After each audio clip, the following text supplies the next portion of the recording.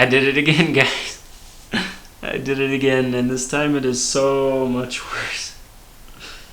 Oh, it's worse. I'm such an idiot.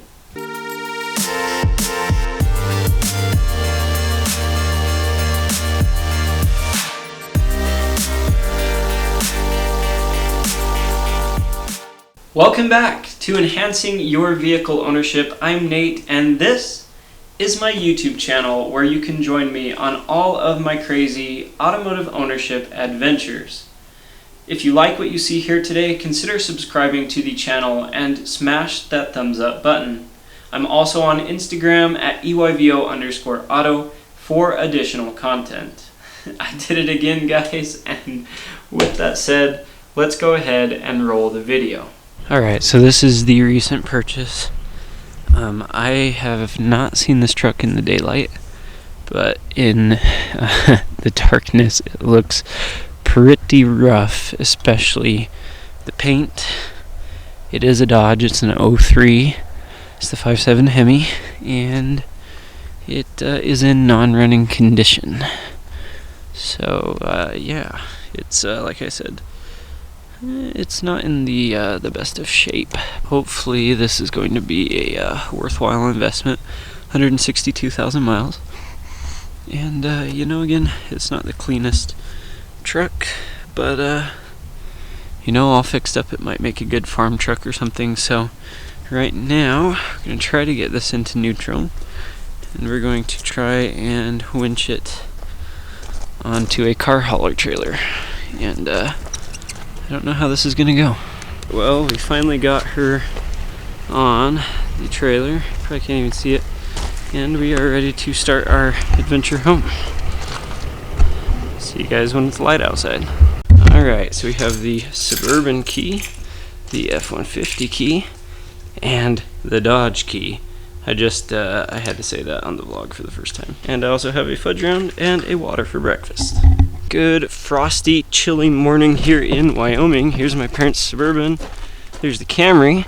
And we're gonna go and get my other two vehicles that we now have over here. Guys, this is a really big problem, and it's gotta stop. I now own 5 vehicles, and I had the opportunity to sell the Audi a few weeks ago, but of course, with all the craziness going on of me working 15 hours a day and trying to move, I put it off, and I lost the sale. So thinking that I would have that vehicle to drive through the winter time, I now have 2 trucks and 3 cars. So I'm pulling into my parents' driveway, and I have literally never seen this thing in the daylight before. She's about as rough as she looked last night. There's the F-150 just chilling. Here is the F-150 looking sharp. Actually been doing a lot of pulling with this truck lately, and it has done really, really good. Of course, this has definitely squatted the back end quite a bit. And then here is my recent purchase in the daylight. First time I'm seeing it in the daylight as well. It's been well taken care of. As you can see, no rust whatsoever, no paint chips whatsoever, and it is in perfect non-running condition. To be completely honest, there's some old flames on here or something, and some paint issues, but hopefully if we can get this truck running, it should be fun for a minute and then make a good flip. Now, the inside of this truck really doesn't fare much better. Listen to the door. I mean, so this is a 2003. It is 17 years old, and it acts, you know, more like a 20 or 30-year-old truck. I think you saw that in my video last night. It's not in the best of shape, but it does have some aftermarket parts on it, a chopped exhaust, and the 5.7 Hemi. So this may not be the cleanest Ram 1500, especially 03, that I've ever seen. But again, it's got the super single cab, and it should make a decent truck if we can get her running.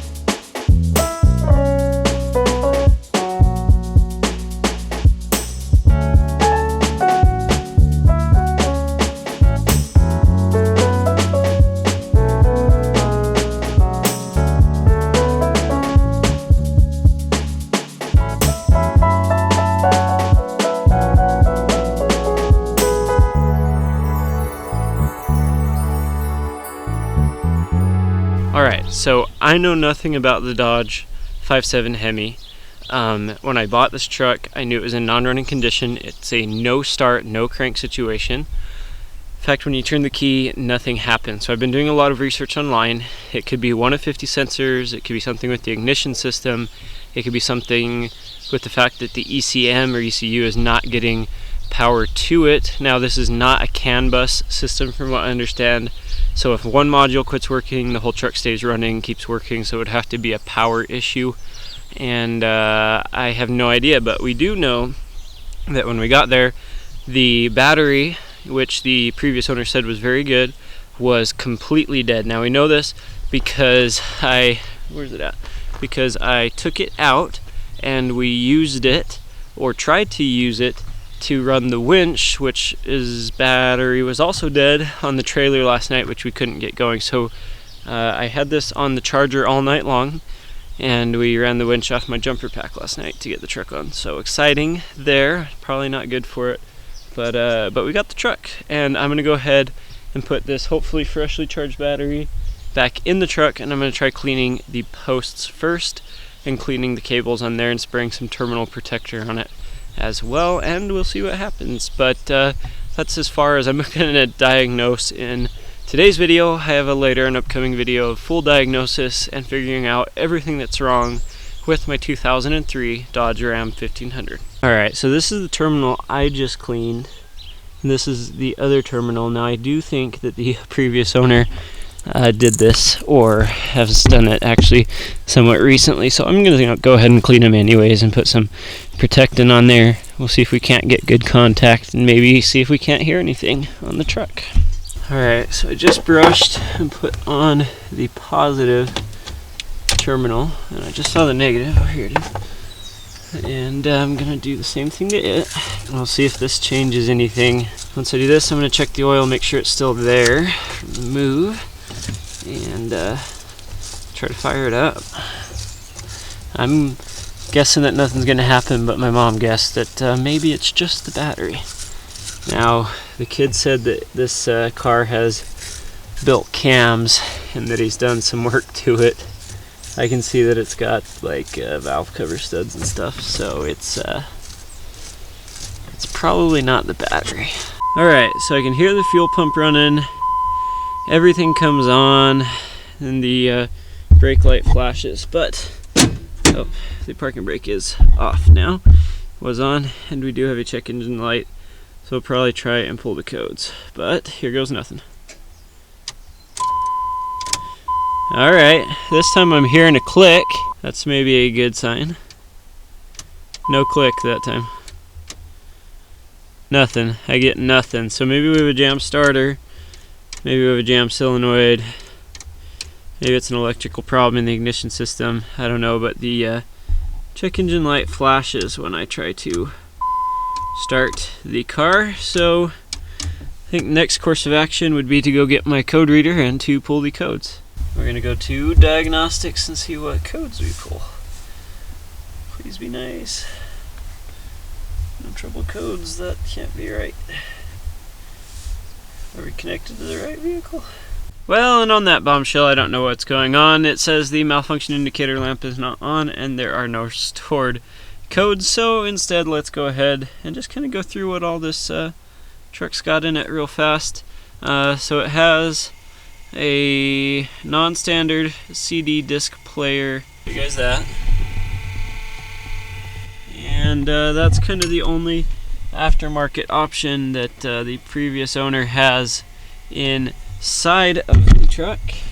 He left me with a 2-inch ball and receiving hitch. That was very nice of him.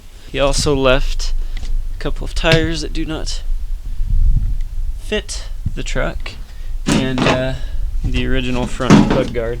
And I think that's about it. And that is my introduction to you guys on my recent purchase and bad mistake, my 2003 Dodge Ram 1500. I'm excited to be bringing this pickup onto the channel for you guys as my new project vehicle. Hopefully this is something that we can solution and get fixed quickly. If it's not, if it's going to be something major, then we'll discuss that in a later video. But if you like this type of content, if you like enhancing your vehicle ownership, go ahead and subscribe and smash like and share this channel with your friends. I'm also on Instagram and IGTV at EYVO_auto for additional content.